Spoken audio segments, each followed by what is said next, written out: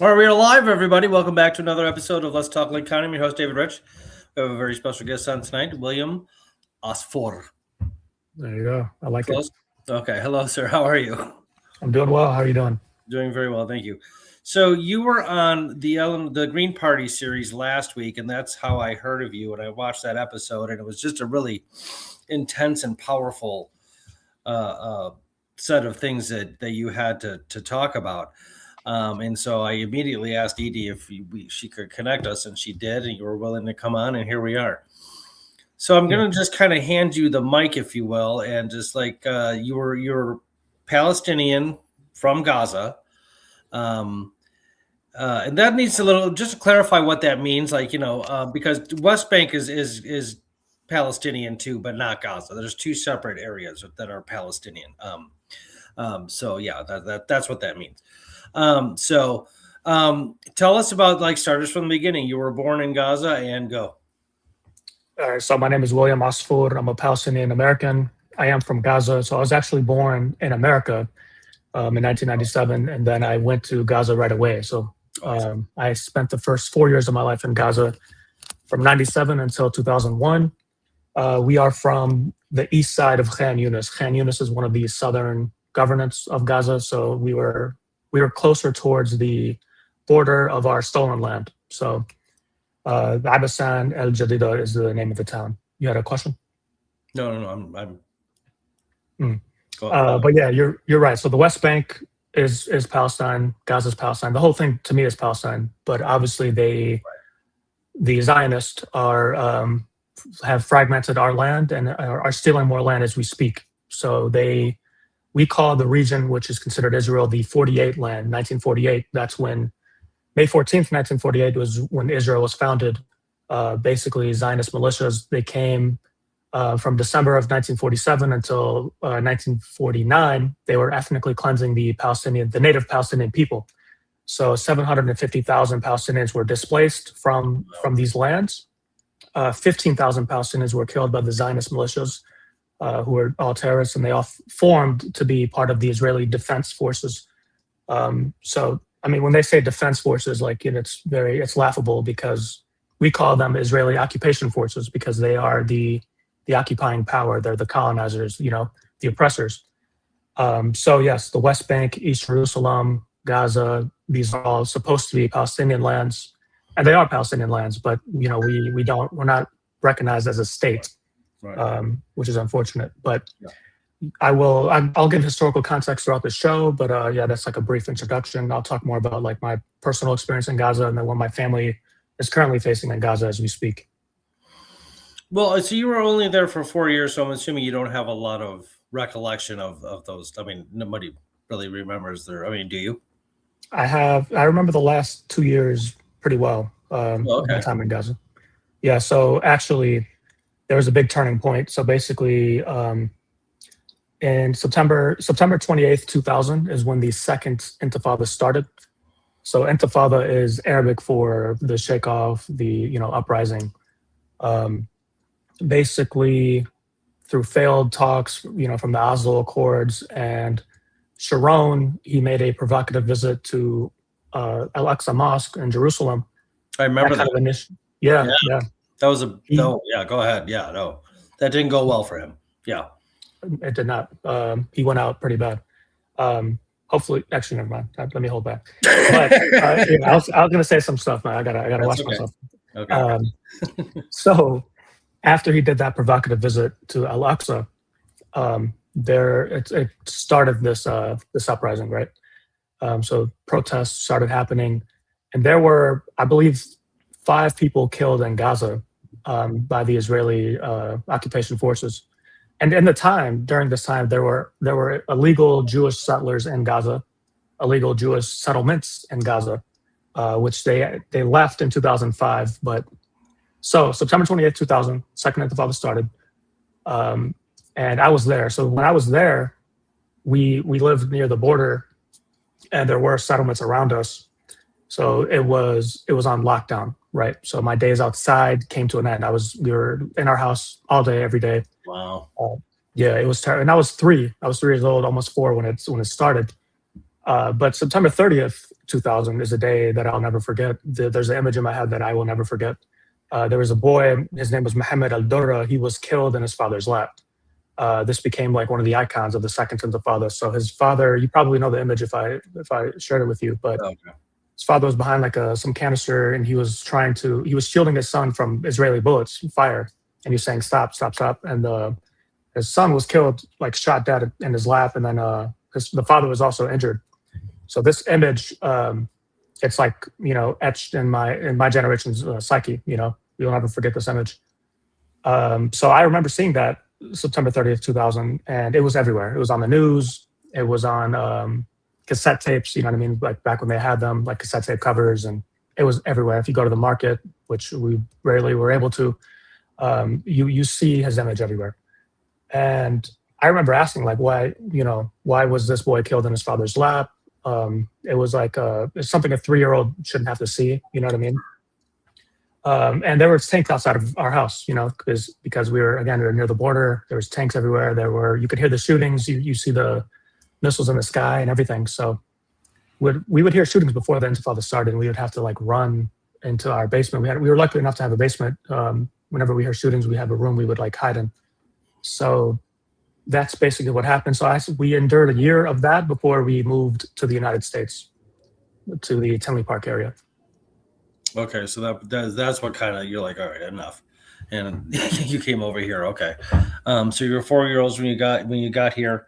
How has your time been here, like generally speaking? So I want to focus more on like the Gaza thing, but I just like how have you do you enjoy living in America? Yeah, so this is I'll walk you through like the journey I've been on, basically. So Okay. we came to America a week before 9/11. Oh no. Okay, I think I know how the rest of the story is going to go. All right, go ahead. Yep. So basically, and my mom, she used to wear hijab. So we would be like, random people would just be screaming at us, at her. We were fresh off the boat, we were in America. And I remember just like people would just be like pissed off at us for no reason. I'd ask my mom, like, Mom, what the hell did you do? You know what I mean? I was 4. I was like, why is everyone mad at you? So again, I was 4 years old, and nobody should have to see that, experience Right. that. We were in a heavily Palestinian like area, Muslim area, but everybody here was getting like targeted. There would be protests like on busy streets, like anti-Muslim protests, anti-Arab, anti-Palestinian rhetoric just flying around everywhere. Sure. So I remember obviously just like feeling like we didn't belong, feeling like foreigners. I mean, we were feeling I would say that was the first time. That was like the first time I was stripped of my identity, leaving my homeland, leaving Gaza. Right. So like when I left Gaza in 2001, I left my grandparents, I left my first cousins, I left a lot of neighbors and friends and other distant relatives. So, and I didn't know that was like a final goodbye, So and by the way, that was my last time ever in Gaza. I was never able to go back. And I had relatives who were not able to leave because of the siege that took place in 2007. So Israel literally like blocked Gaza off from the rest of the world by air, land, and sea. June 2007 was the full blockade of Gaza. Like there was policies before leading up to them being able to block Gaza off from the rest of the world. It was known as the world's largest open air prison. And the UN actually said in 2012, the UN said Gaza will be unlivable by 2020. So there was a lot of factors that went into how they were able to conduct the genocide that they're still doing, by the way. The ceasefire is bullshit. Excuse my language, but No, it's okay. It's not. How's it a ceasefire when you killed over 400 Palestinians, women and children included, and elderly included as well? They killed an 8-year-old and 11-year-old boy from a village next to us. They were out trying to get firewood for their disabled father, and an Israeli drone killed them both. And they not only like that happened, and they were bragging about killing 2 terrorists who crossed the yellow line, the garbage. So not only are they like killing like children, but they're also like bragging about it, which goes to show how sick they are, right? Yeah, pretty awful. But my time as an American, because I was born here, so I had citizenship. My dad had citizenship before I was born, so I'm fully Palestinian, despite like having my name being William and looking the way I look. But I'm fully Palestinian, fully Ghazawi. Um, but it's been a rough journey, the post 9/11 era, because I would see how acceptable it was to be anti-Muslim, anti-Palestinian, anti-Arab, in all like mediums, all forms of communication, how it's being taken. So, pop culture, movies, music, TV shows, even entertainment and sports, you would see like all this anti-Muslim, anti-Palestinian, anti-Arab rhetoric and just flying around. Like nobody challenged it, nobody cared. So it used to like just piss me off. I'm like, why are they like just so openly racist and hateful towards my people, right? And there was another thing. What was I going to say? It made me question like myself. I was internalizing it, and I'm like, am I inherently evil for being Palestinian or for having a Muslim background? Am I inherently bad for being, considered Arab? So it was rough, honestly, growing up, and it felt like it was stripping me more of my identity. So were you individually picked on, like in school and stuff? Or are you talking about kind of the climate around you, the social climate? Both. Okay. Yeah, I used to be like really tan as a kid. It's probably hard to believe now, but I was really tan back then. And so I actually grew up in a children's home after a certain age. And the home I was in, they knew I was like Palestinian. They knew, I was Arab or had a Muslim background. And man, they would say some of the craziest, most like racist shit ever, and nobody got in trouble. Nobody got in trouble until I started saying stuff back. I got in trouble, but nobody else got in trouble. So I would take matters into my own hands. I didn't rely on either the house parents, I was living with, or who were living with us, or like teachers or any staff anywhere. I'm like, you know what? If I'm gonna, nobody's gonna do shit, I'll do shit. So anyway, they would call me all types of slurs. Like this was like every aspect of my life, whether it's school, whether it's the children's home I was living at, whether it's sports, I was playing. There was always some racism, some bigotry going on, right? And I was supposed to sit there and have to like accept it. I was like, hell no, I'm not accepting that. They would call me like towel head, sand monkey, like terrorist, don't blow us up. Like, oh, I killed your cousin in Call of Duty, all this stupid garbage. Yeah, man, they would say some of the most like wild like crap, So it used to piss me off a lot. But still, now I just kind of like laugh at it because they're very like ignorant, right? It's just like they're definitely very ignorant things. It shows their lack of intelligence completely. So yeah. Yep, of course. So there was a point. There's still people now, a lot of Americans now, who think Arab and Muslim. They think that's synonymous. I'm like, no, it's not synonymous, right? Like Arabs, like that's an ethnic group. Muslim is one who practices Islam. It actually means one who submits to God, right? Islam means submission to God, and anyone could be a Muslim. Doesn't matter about your ethnicity, and in fact, I think you probably heard this on the other show. Majority of Muslims are from like Indonesia. They make up the majority of the population. I think it's like 60-something% or something like that. Arabs are 15 to 20% of the religion. So but people don't know that. They just think it's all the same, and they're very ignorant. Right. Yeah, that's what racism is. Racism is a bias based on race. It's a blindness to what the facts. I've known that about Indonesia being like the greater majority of Muslims in the world, and that. I didn't know the 15% exactly, but that's the exact number. But I heard that, there wasn't nearly as many as there were in the Arab world, if you will, as there is in Indonesia. But people just, believe whatever they want to believe. People don't care about facts. Anyway, okay. So, well, I'm sorry you had a tough time growing up like that. That's not great. What about now in your life? Like you still live in Chicago, right? Right? And you're an accountant? Correct. You went to DePaul, very good college. And you have a master's degree in accounting, not just a bachelor's. So that's impressive. So you say you've accomplished a great many things in your life, which is awesome. Did any of this, it's been let's say the picking on you in school thing, did any of it fade away or at least, diminish a bit the older you got? Did you get the same sort of stuff in college? I'm assuming they were more tolerant, but I still got it in college a little bit. there's always like some subtle racism or some subtle, people try to be slick with what they say and what they do. Right. But in high school, I went to Alliance Township High School. It's like a majority white. It's a nice high school.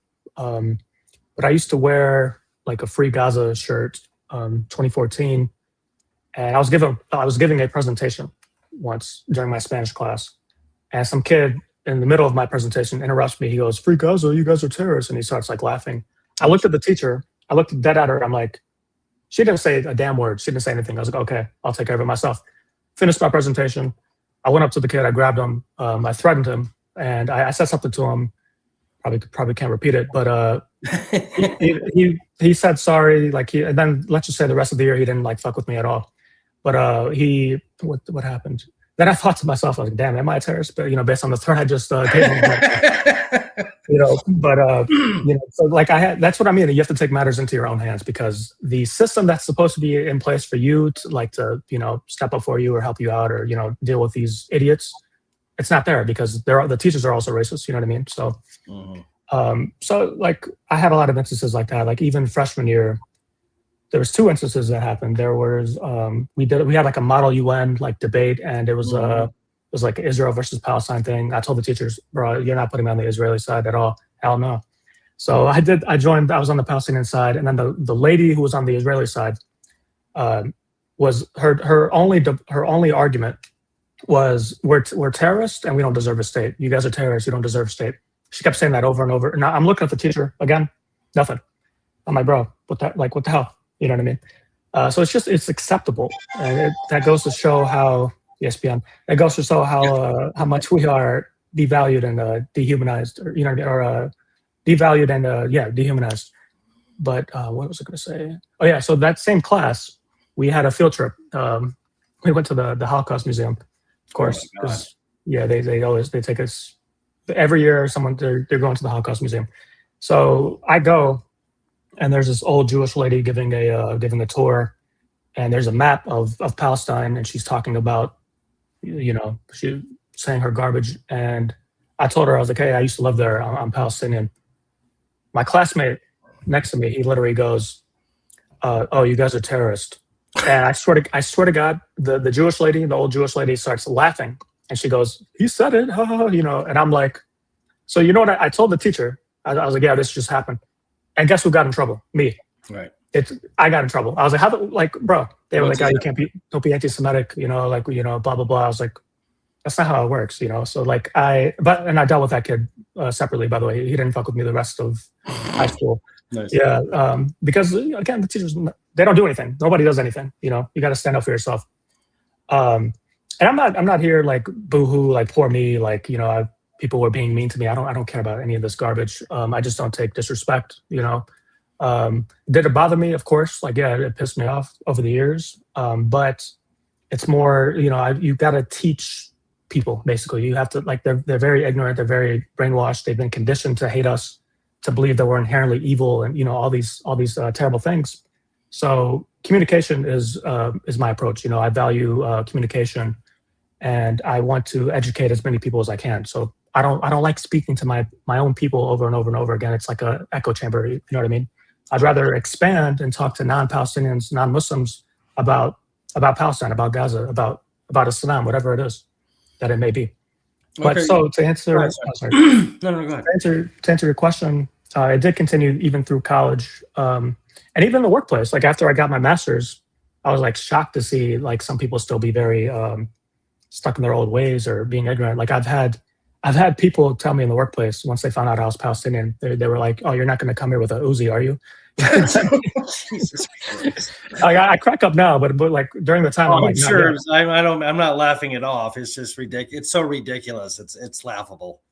Yeah, I had people say some ridiculous things, like grown ass people in their 30s, 40s, 50s, 60s, even. Like there were some like anti-Muslim comments people have made to me over the years too, and I'm just like we just have to accept it, I guess, which is bullshit, but it is what it is. Yeah, no, that's over. Like I'm hoping you had at least did you have a good circle of friends that had your back? Yeah, I mean, throughout the times, I stuck to myself for the most part. Like if I had friends, it was like a very small group. Yeah. But I wasn't really like social like that, growing up. I became more social recently, which I kind of regret.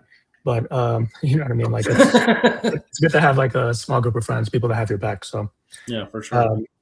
but there's two things I wanted to add, like finish off the American question if I can real quick, unless you wanted to add something. Absolutely. No. So yeah, throughout my life being in America, like how do I say this? I didn't learn to appreciate being an American citizen until I left the country last year. I had a breaking point. I'm like, you know what? Like, screw this country. Like, my tax dollars are killing my people, my family. I felt guilty. I felt complicit. Like staying here, survivor's guilt. Because having lived in Gaza and left and being in America and leaving family behind, cousins I grew up playing with that have been killed over the years, that killed me growing up here in America. Oh, yeah. It was tough to watch. I'm like, why me? Like, why was I able to leave Gaza, leave my family behind? And their houses are destroyed. The schools that they went to are destroyed. Cousins have been killed over the years, first cousins of mine, children of first cousins, spouses of first cousins, my mom's aunt and uncle. And, it was really hard to like sit here and witness everything, feeling just guilty just being here. So I left America. I was like, you know what, screw it. I'm done. And then I spent time overseas. I was gone for 5 months, and I came to like realizations while I was overseas. I spent time in Saudi Arabia, Emirates, UAE, Egypt, and Qatar. Mainly, most of my time was in Saudi Arabia with family. But I realized, I'm like, you know what, the political fight needs to happen in America. And I realized how privileged I was to be an American citizen, being able to, the freedoms that I have to an extent, being able to vote, being able to run for office. And I started framing things differently. I'm like, you know what, I am critical of America's foreign policy, very critical of America's foreign policy. But we can do things to at least try to change it here. I can protest here. I can vote. I have freedom of speech. So I'm proud to be an American citizen. There's a reason why there's a lot of people that like are dying to come here, right? And there's a reason why people are fighting to keep the immigrants here, right? Mm-hmm. But that doesn't mean I absolve America of its sins. And over the years, clearly we've destroyed countless countries over the years, over the centuries. Slavery was terrible. Obviously, what we did to the Native Americans, not we, like what the European settlers did to the Americans. Right. And like obviously systematic racism, and you can't ignore these things, of course. So me saying I'm proud to be an American citizen doesn't mean like I am I'm okay with what happened, historically, and what's happening now, like with Venezuela and whatnot. So I reached that point. Like, I think it's perfectly consistent. I mean, I'm proud to, I love living in America. I'll say it that way. Patriotism is different than nationalism. Loving your country is a positive thing. And, there's a lot about America. I mean, there's sort of like the spirit of America. And then there's like what Americans have done in history. And those are can be very different things, liberty and justice for all and all that good Superman stuff. And then there's like, we had slavery, and we had, women weren't allowed to vote till 14 or 16 or whatever, and the civil rights problems in the 60s. I mean, there's, it goes on and on. And not even counting our foreign policies. Holy cats. The CIA, the CIA is probably one of the most evil organizations in the world.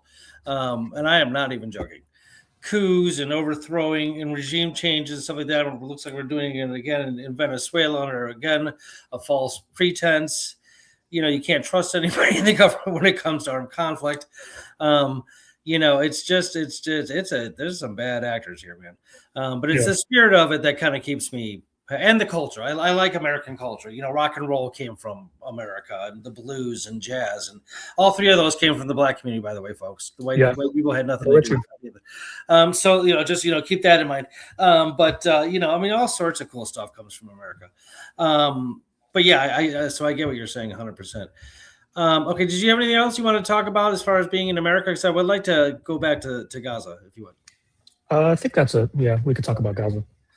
So you still okay? That's tragic that we were saying that you lost first cousins and their children and your mom's aunt and uncle, and to just like kind of sit here and like hearing about it and feeling helpless, like there's nothing you can do because you're so far away, and that's just horrifying. I mean, I can't that's tough stuff, man. Um, but you still have family there now. Correct. Yep. Okay, like I mean, cousins and aunts and uncles and like the kind of. Yep. So aunts and uncles, they have been surviving, thank God, and their children are there. But we have so Israel killed basically my grandfather indirectly. Well, I would say directly because they implemented a full-on blockade siege on Gaza after October 7th. So they said no water, no food, no electricity, no oil, no gas, nothing. Nothing goes into Gaza. And my grandfather, he was 72 at the time, 71, 72. He was a diabetic old man. He was on a walker. This impacted him severely, right? So they destroyed his house like the first few days of after October 7th. So like every time there's a assault on Gaza, our town gets hit hard every time because we're right by the border. So they destroyed his house. They forced him to displace several times. Again, he's old. He was old. He can't walk. So then he finally ended up like in the hospital, and he didn't have clean water. He didn't have enough food, sufficient medicine. And then he ended up dying because of these conditions that Israel has, imposed on our people. And my grandfather, I haven't seen him since I was 4 when I left Gaza. I left Gaza 2001. Right. Haven't seen him since. We were trying to get him out. We were trying to get to see him before October 7th even. They kept getting denied. They would deny your permits. They would deny people who need like medical attention. Like if you have a brain tumor, if you have cancer and you're in Gaza, because of the blockade, there wasn't enough, there weren't the resources there. So you'd have to go like somewhere else, whether it's the West Bank even, or, Egypt or another country nearby. Israel would deny people to leave. So they end up dying like with these preventable deaths, whether it's cancer or, tumor or whatnot. So anyway, my grandfather was killed because of the siege. And my mom's uncle was killed during like November 18th, 2023. He was killed along with my mom's aunt, my mom's cousins, their children, their spouses. So we've lost a lot of family members over the last 2 years. Oh. Even before October 7th, I lost family in 2008. My cousin was killed. 2012, my cousins were injured. I had first cousins injured, lost an eye.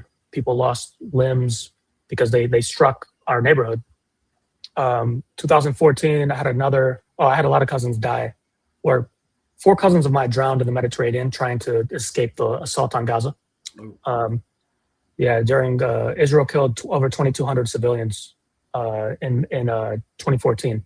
So I had cousins drowned because they were trying to escape the brutality of that, and they wanted to seek better, life elsewhere.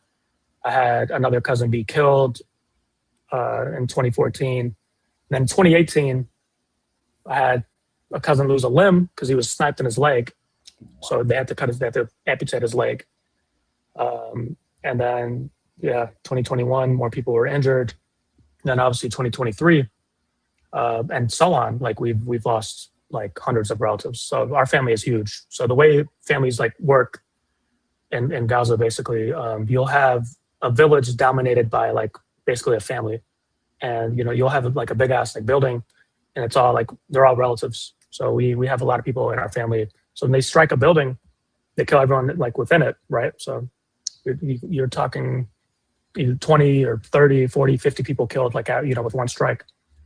So that's like I have more to add, but I'll pause there. No, that's I mean, thanks for sharing all that, because like I said, people don't understand what's going on over there very well. You hear so much propaganda from either the legacy media or just the politicians. And again, especially when it comes to armed conflict, when it comes to wars or battles or whatever, you're not getting the right story. But everybody's saying the exact opposite things of everybody else, and it's just nuts. That's terrible, man. I mean, I'm trying to put myself in there, and I can't, because I've never experienced anything so devastating before, like with family members. I've had family members die, but it's always like natural causes and stuff like that. I've never had to deal with war in my life. It's hard. A good friend of mine is from Kuwait. And I remember he told me that when he was a little kid, I don't know why my phone won't shut up. Here, okay. He remembers like hiding under tables, like during the Saddam Hussein thing. Because tanks were rolling by and stuff like that. I remember he told me that. I was just like, I can't imagine what that's like. That's terrifying. It's something I see in movies only, or hear in song lyrics or something. And to go back real quick, we were saying about like how people reacted to you growing up in America. I'm with this friend of mine, Abdul, who's from Kuwait. We met in Portland. He's a physicist candidate at PSU, and I was getting my degree. And we were standing outside the college one day, where some car drove by and just yelled, this was like in 2013. She's like, "Thanks for 9/11." And I'm like, what the fuck? And he laughed it off, and I got angry, and he just thought it was ridiculous. So I mean, I hear about these things from others as well, and it's just horrifying to hear. And I don't know. Okay, so your parents are here with you in Chicago, right? Yes. So my dad lives in Indiana. My mom lives in the Chicagoland area. They divorced a while ago. Oh, I see. Okay. But I wanted to add something real quick about, like, if I can paint the picture of, like what's happening in Gaza. So the youngest member of our family to be killed by Israel over the last 2 years was a 3-month-old baby girl. Wow. Her name was Hanan Asfour. She was the daughter of my cousin, Mohammed. By the way, my cousin Mohammed lost 6 children, and his wife, and his father, and his aunt. And he lost his sister. Israel killed his sister March 18th of 2025 when they broke the ceasefire initially, at the beginning of the year. So I just can't imagine, like, the perspective from my cousin Mohammed, because he had a brother killed in 2008. He had a brother killed 2014 by Israel. All these people have been killed by Israel. So brother killed by Israel 2008, brother killed by Israel 2014, wife and kids killed in 2023 along with his father and his aunt, and then his sister killed with her children in 2025. So, like, it's just, you can't even just you can't imagine like what life is like for him. And I went to go meet him in Egypt in May of 2024, and I saw him again in July of 2024. I just wanted to talk to him, see how he was doing. He had one daughter survive, and she was hit with shrapnel, her head and her chest. She was like hit with shrapnel. The attack that killed her siblings and her mother and her grandfather. So I went to go see them, talk to them, and get more information from them just to see how I can help them. Give them more support. But I mean, what can you do? This girl, she was 8 years old at the time. Hanin Asfour, she told me that she wished she died with her mother and her siblings and her grandfather when Israel bombed their house 3 times. Yeah. So that was very heartbreaking to hear an 8-year-old girl tell you that. So that's there. We've lost people who are sheltering in hospitals, in schools, in even places of worship, because everyone's house is destroyed. Our village is completely flattened. The house that I grew up in has been destroyed. My mom's childhood house has been destroyed. Grandfather's house destroyed. Like, everything is gone. Everything is gone. And not only that, they're not even allowing them to return to their destroyed houses to see if they could salvage anything else. Because there were times where they were able to go and see if there was anything, but there's nothing. Because our part is still considered the yellow line. So anyone who tries to go there gets killed. So I had a cousin. He was sheltering inside of a school. He was shot and killed while he was sheltering inside of a school. Wow. In front of his mother, and nobody was able to go retrieve the body. Anyone who went to go for the body was also shot at, was also sniped. And I had two cousins, they were sniped while they were in the hospital. And there was another cousin at a different school sniped in that school as well. So we had 4 people be sniped while they were in the safe zone, literally inside places that the terrorist Israeli occupation forces said, yeah, these are designated safe areas. But what do? They kill people. And they've killed like little girls. They literally sniped little girls in these places while they were in schools, while they were in the hospitals. They targeted a specific unit in the hospital. This was in December of 2023. There was an amputated girl. She was 14 years old. Her name was Dunya Muhsan. She was the only survivor of her family, surviving member of her family that survived the Israeli airstrikes. And she was getting treatment at the hospital. She was amputated. Her leg was gone. And there was a tank that literally blew up the room that she was sheltering in, getting treatment in. They blew it up. They killed her. She was 14 years old, already an amputee, an orphaned, like only a surviving family member. And they targeted her unit. They killed her with a tank. And she was in a hospital. Like there's so many war crimes that just stack up on each other. Like it's even, you can't believe like what I'm saying. It's terrible, right? No. So, yeah. Yeah, and that's an interesting phrase you brought up, war crimes, and it ties back into like the whole just unjust aspect of most wars. Because like, it's never like, the people committing the war crimes don't care that they're committing the war crimes because they know nobody can do anything about it. The UN has like, a warrant out for Netanyahu's arrest. He's like, big fucking deal. What are you going to do? Who cares? So it's just, it's sort of an ironic phrase, I guess. Okay. That's insane, man. Do you have any sort of continuous contact with like, so if the village is destroyed, where did they go? They are in tents, and they're scattered throughout Khan Yunis. There's a lot of people throughout Khan Yunis right now. They're in tents, but right now it's winter in Gaza, and it's a coastal area. Yeah. So they get a lot of rain. Now they have flooding, and it's really cold at night. There was storms that literally like just uplifted everyone's tents, right? Wow. And they're sleeping on top of water. So, people are, there have been babies that have died from the cold. And, because this is all because of Israel's blockade. Right. They're not following the ceasefire. Not only are they killing people directly, whether it's through drones or sniping people or just bombing people, yeah, they're not allowing the aid in, which is part of the ceasefire. So they're not following, they never follow the ceasefire. They're still bombing Lebanon, they're bombing Syria. And they're bombing Gaza, all while they are expanding settler attacks and settlements in the West Bank. So Israel's a terrorist state. They're a pariah state. They don't follow any rules. They do whatever the hell they want, and the world allows them to do whatever the hell they want. They don't take us seriously. They don't look at us as humans. But yeah, winter supplies are being blocked. Food is being blocked by Israel.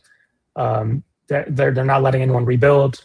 So people are literally just sleeping on top of water in the cold at night with very limited supplies. They don't even have basic needs. They don't have shelter. They don't have food. They have to ration off of food that's already expired or that's no good. So I want to say about 30 to 40% of the trucks have been let into Gaza. That's been agreed on. So like the rest is just like riding at the border at the crossings and not allowed in. And the food that they allow in, it's not nutritious food. It's all junk food. It's like chocolate, and there's like worms and shit in it already. It's it's stuff that's gone bad. Junk food, chips, stuff like that. So like nobody's getting nutritious meals, right? So this is impacting the growth of the children. They're going to be malnourished, and this is going to stunt their growth. So this is what we call collective punishment. This is literally a war crime that we're watching in 4K on our phones, on our laptops, on our TVs, whatever. They committed genocide. They're still committing genocide on live TV, which blows my mind. But yeah, there's people who deny that they're committing any war crimes. There's people who are so brainwashed. They say, "Oh, this is self-defense." There's so many like garbage narratives out there. They say, "Oh, Hamas is using people as human shields." That's so demeaning, and it just goes to devalue us again. Even when we're dead, they still devalue us. It's all bullshit. Like you can't just go target a school and kill everybody there, and just say, okay, Hamas was there. Like they never show any of their information, of their intelligence. They kill everybody, and then they don't like prove. They don't say, okay, like, yeah, there was a member there. Like they never do that. So yeah, and that's kind of the common talking point for Netanyahu and the IDF and anybody who defends them or supports them, is that, I mean, when at the the United Nations Assembly a couple months ago, where like all these people walked out. I mean, Netanyahu just sort of sat there and stood there and waited. And he said, "Look, Hamas is, like what you just said. They're putting, human shield. They're in schools and hospitals, so it's their fault if we bomb them." And I'm like, that doesn't even make any moral sense. First of all, secondly, again, like what you're saying, like, show us, like, how do we know that what you're saying is true? They won't let journalists in to investigate anything. They're like, well, it's a war. Well, okay, well, there are war prepared journalists out there. That's actually what they do. Okay, so let them take the risk if they want to take the risk. It's their lives. It's so hard to understand what exactly is happening, because again, you just hear lie after lie after lie, or to like cover up after cover up, or circumventing questions and so on. It's just, I don't know, it's just so crazy. Yeah, that's war sucks, and it's just, I hate war. I hate it. Like, there's nothing good about war. I've never seen anything positive come out of a war. Maybe World War II, because Hitler was evil, but that's about it. It's, and again, I'm sorry this is all happening. How are your parents dealing with this, like emotionally or psychologically? It was my first time seeing my mother cry, actually, on a few occasions. My mom's a strong woman. She's been through a lot in her life. She survived a brain aneurysm surgery. Oh. She left. She got married young, had me at 18, and had the rest of my siblings, right away. And she left her hometown. She left Gaza when we left in 2001, and she hasn't seen her siblings since. She hasn't seen her father since. She was able to see her mother, thank God for that. But she wasn't able to see anyone else, like any of her siblings, her father, first cousins, any classmates, neighbors, like childhood friends that she had over the years. So when she found out that her uncle and her aunts, were killed, and her like cousins and everyone else, she like broke down. And that was really hard to see. And then obviously she broke down when we heard that my grandfather died because of the siege. And then there was, what else? We got a picture of my uncle, her brother, during the engineered famine of Gaza. And he lost a significant amount of weight. And my mom didn't recognize him, and she found out that was her brother. And again, she broke down. Oh. Seeing like, shit, this is my brother. He lost a lot of weight. Brave he was physically. Yeah. Wow. Yeah. I mean, he was smiling in the photo. Yeah. Because the people of Gaza are resilient, but like her having to see that and witness that was it was heartbreaking for her, and heartbreaking for me to see her like break down, because I've never seen her cry in my life until now. So that's been tough. My dad, obviously, he's lost first cousins as well. So on my dad's side, my close family members they've been out of Gaza for a while, whether they're in Saudi Arabia or other places like Canada, some in the US. So they've been out of Gaza for a long time, but they still had roots there and other relatives there, and their houses there and stuff like that. So all their houses are destroyed too.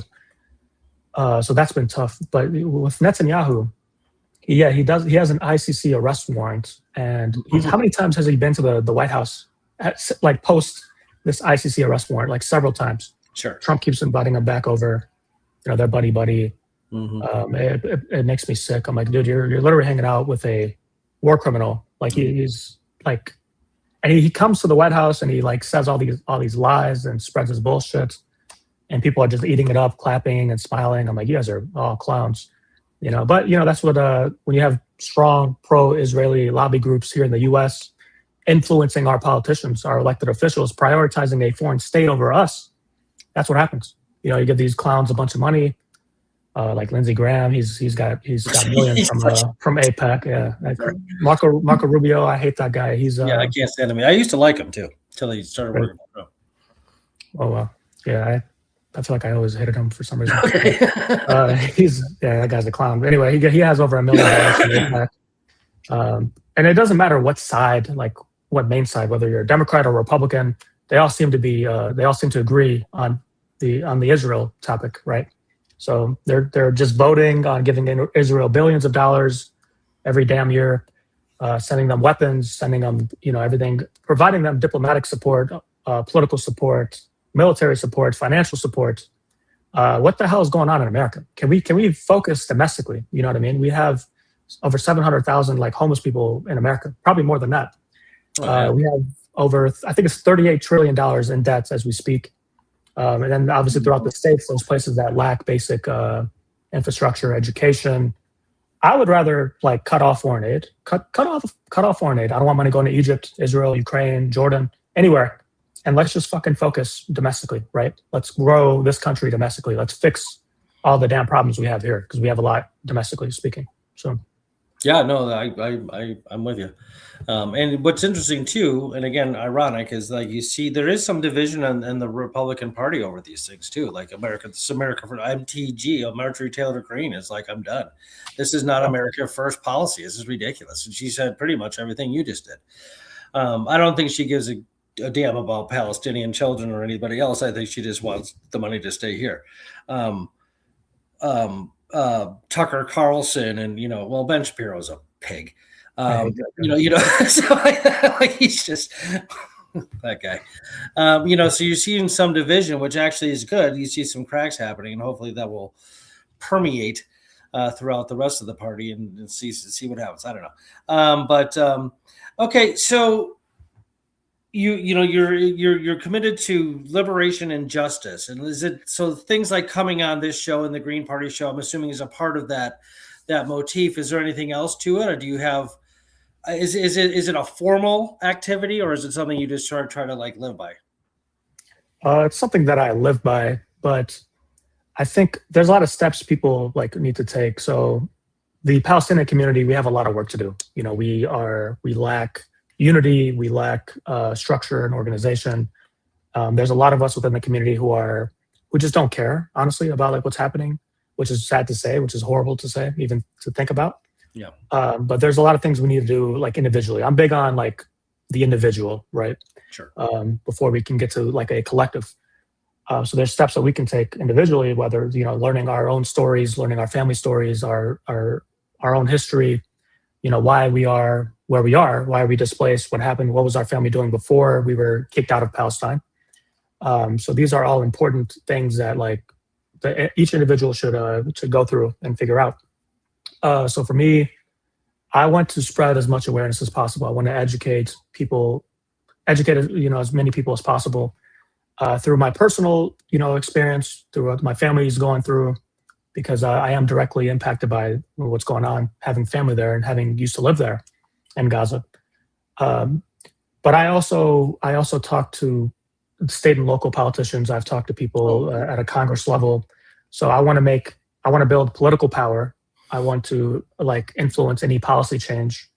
I want to build bridges with non-Palestinian, non-Muslim, non-Arab communities members, right? Because again, like I'm not doing any like good if I just keep talking to my own community. Like everyone in my community should know what the hell's going on, So I want to educate those who don't know what's going on, those who've been conditioned to believe that we're evil, we're the bad guys, we're violent, whatever the case is. These are the people I want to talk to, like, and plant seeds, basically. So I don't go, like, I want to be very strategic about it. So like, you're right, like this show, the Green Party podcast, I did another podcast before that. Wherever I can go, any space I can get any coverage, any media attention, I want to take and use that opportunity to plant seeds on the Palestinian cause. So education is the biggest priority for me. Educating others on giving them our narrative, because our narrative is the truth. We're not the ones fabricating stories and headlines and trying to condition people to believe another group is evil. So when you're the liar, like the Israelis are the liars, you do a lot more work to keep the people blind, to keep the people misinformed, right? So they have to keep fabricating crap. They have to keep victimizing themselves and, do all this garbage. We just need to tell our damn stories. We just tell our experiences. That's all we need to do because our side is the truth. So that was a long way of saying, like, I want to enter spaces, educate people, plant seeds, build bridges. And I don't go like directly to somebody and just like shove pro-Palestinian stuff down their throat or Palestinian history down their throat. Like it's over time, it's subtle. I want to first establish a relationship with them, like they see me as a nice guy, someone that they can be friends with, right? And then from there, like I can start to educate here and there, so it's like a long-term game, but it's a whole thing. What local or state politicians did you talk to, if I may ask? Yeah, so I've talked to, I have a mailing address and like a like where I'm currently living. So I talked to both mayors, the mayor of Countryside, McDermott, and the mayor from Indian Head Park, Amy Wittenberg. She's a nice lady. I've talked to, trustee members or, council members, whatever, people on boards from different townships, things like that. So like people on the education board. I'm sorry, go ahead. I was just people on like education boards and library boards, like any like local politician, because you never know like where they're going to end up. And it's like, I want to build from the ground up, start from my local community and like keep expanding. But you were saying? What was I saying? Oh, what was the response like overall? Was it positive, or were they like, get out of here? It was positive because of the way I approach things, like I like first I establish a relationship, and I always see, like I can always find a way to relate to whoever I'm speaking with, right? So I find that I kind of, I was gonna say exploit it, but I don't want to sound like I'm trying to manipulate people, but I focus on that, like how we can relate on things and just establish like a good reputation, good relationship with this person. And then I actually tell them about my background. I was like, oh yeah, I'm actually Palestinian, I'm from Gaza. And I see their reaction to that, right? And then it dictates how I continue with my conversation. So if they don't know like really what's going on, I just very subtly like say like, oh yeah, there's a genocide going on, blah, blah, blah. Like I actually have family there. My house that I grew up in has been destroyed. My grandfather has been killed. Like, like I'll start opening up about these things. And a lot of the reaction was, there was a lot of sympathy, a lot of empathy. There was a lot of like, oh, I'm so sorry to hear that. So like, it's basically like a humanizing tour, which sounds fucked up, right? Like we've been so dehumanized, we have to like over-humanize ourselves. Yeah, it sounds weird, but that's how I'm combating the dehumanization. By trying to humanize myself. It's horrible to even say out loud, but yeah. Are there groups or organizations like in Chicago near you or anywhere else that are focused, have a formal focus, a mission of accomplishing what you're describing? Like you said, like the Palestinian community, like that's a little more general, I think, than I'm referring to, is, some of them need to like be educated as well, or just need to care more or whatever else. Is there any amount of a group of Palestinians getting together and say, hey, let's talk about this. Let's get a plan. Let's get a strategy of like how to get this message out there. Yes. So there is a group, it's a national group and they have a Chicago chapter, American Muslims for Palestine, AMP. They have a Chicago chapter here. They lead protests. They lead like policy change efforts at a state level, even local level. They educate people on the Palestinian cause. So they have their own curriculum, and they go and they educate people about Palestine, about the historical context of Palestine. So they do a lot of good work. There's a coalition that formed after the genocide started, October 7th of 2023. They're called the Justice Coalition. So they're basically a 501c4 where they endorse candidates. After a screening process, they make sure like, hey, we want a anti-Israel first like politician, which the bar is so low. Like me saying that is crazy. We don't want somebody bought out by AIPAC. We don't want somebody bought out by other pro-Israeli groups. We want someone to be against the genocide in Gaza. We want someone for Palestinian human rights. And they've been endorsing a lot of candidates throughout the state of Illinois, state level, local level. There's people running for Cook County Commissioner that they have endorsed. DuPage County Board, they talk to them as well. And there's people running for Congress. The sixth district here, Sean Casten is unfortunately my congressman.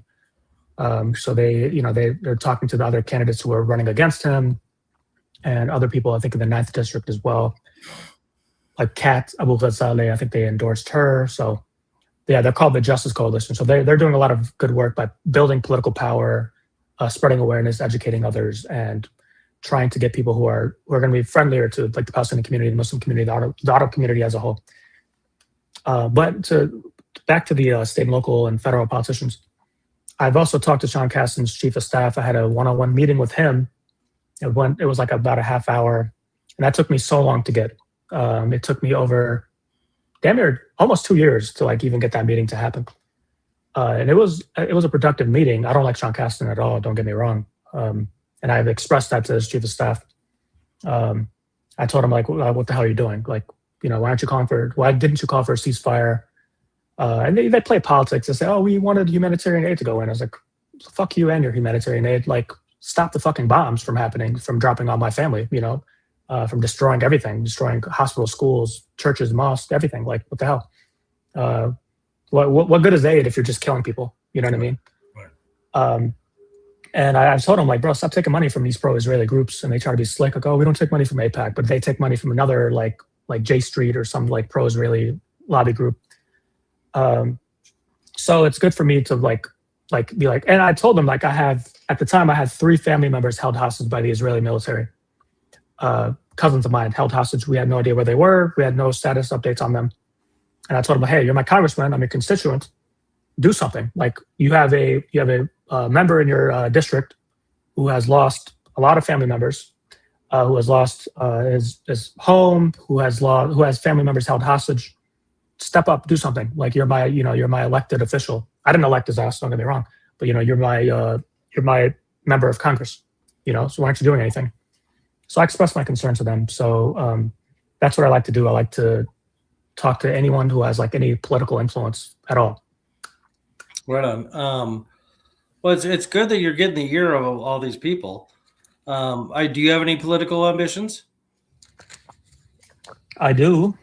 I've always liked politics, even as a kid. Mm-hmm. I've always wanted to run for something one day, but I started thinking, like, how do I go about it? Do I become a trustee or like an alderman, like locally? See how that's like. Maybe run for mayor, like wherever I live. State rep, eventually congressman. That's what I like looked at, like the outlook of things. But we'll see how things play out. I hate Democrats. I've always hated Democrats. I don't like. That doesn't mean I'm Republican. There's people who have like binary ways of thinking. I don't like Republicans either.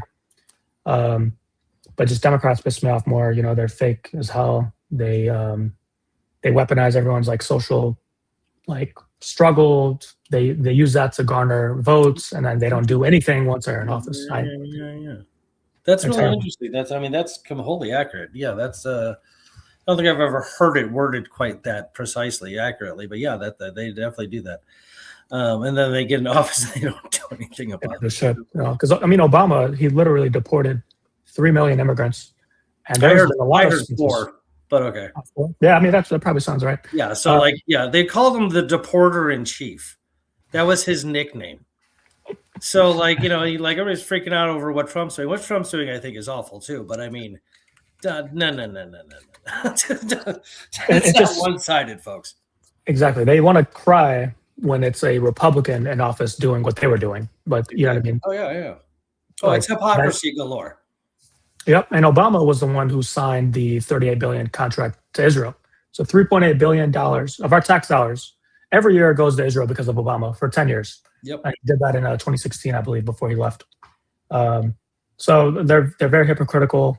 And it's funny because whenever a Republican is in office, all of a sudden racism exists again, sexism exists again, right. Islamophobia exists again. Mm-hmm. I had friends reach out, oh man, it's going to be tough. It's going to be, I'm like, bro, I'm watching a fucking genocide of my people. by Biden, who who endorsed it, who's sponsoring this genocide, by a fucking Democrat who brags about being a Zionist, who's a clown. He doesn't know where the hell he is probably right now.